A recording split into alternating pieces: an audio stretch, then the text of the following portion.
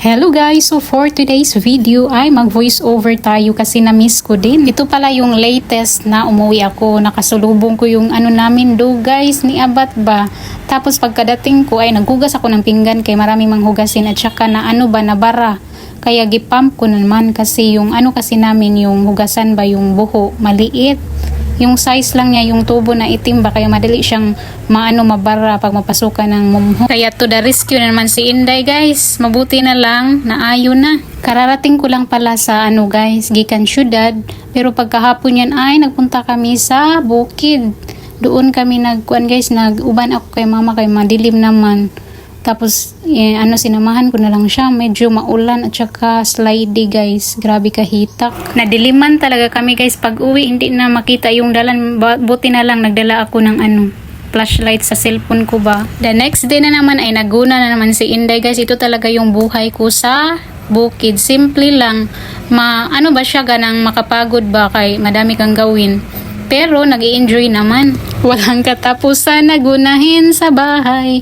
Kasi guys, maganda kasi pag malinis yung bahay ba, kaya maganda din pag linisan mo, gunahan ba.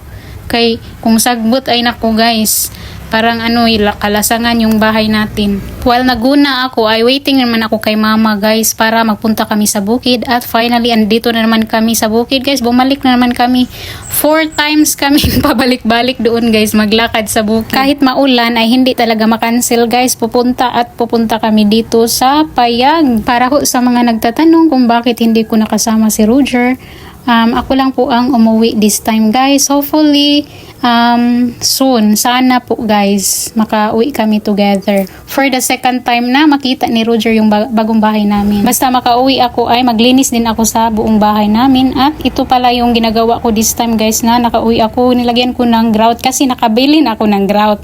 Hindi pa siya nalagay. So ako na lang ang naglagay, nagpaturo lang ako. First time ko itong gawin guys. Madali lang pala, magamit ka lang ng chinilas. Pero yung nag-ahog sa nito, hindi ako marunong. Si Papa yung nag-ahog para sakto ba yung measurement sa tubig at sa grout. Kaya ako na lang ang gumawa. Natapos ko lahat guys. Sa CR din nilagyan ko buong bahay at saka yung CR. Natapos ko ng mga more than 3 hours lang siguro or 2 hours. Basta madali lang. Pagkatapos kong maglagay nito guys ay nagpunta naman ako sa bukid. Nag-change lang ako ng t-shirt kasi nabasa ay nasingtan pag butang na ko grout. So nagpunta ako dito sa bukid. Nagtuwa naman kami sa mga isda. Pag uwi na naman namin guys, kasi hindi kasi kami mapuyo ba magbuhat na naman ng suman balang. Hindi na ako nag-video kung paano gawin kasi marunong naman kayo, diba guys? The next day na naman guys ay andito naman tayo sa Payag na nguhan ang bayabas at saka yung ampalaya guys. Ang dami at saka yung ukra. Gipasaw na lang ni mama yung iba. Yung iba binigay sa mga kapitbahay namin guys, at saka yung mga sili ni mama, grabe ang dami ng mga hinog na sayang na yung iba, nalata na. Inutusan ko pala si mama na mag-video sa akin at ito ang nangyari. Mga naong na. Iba na.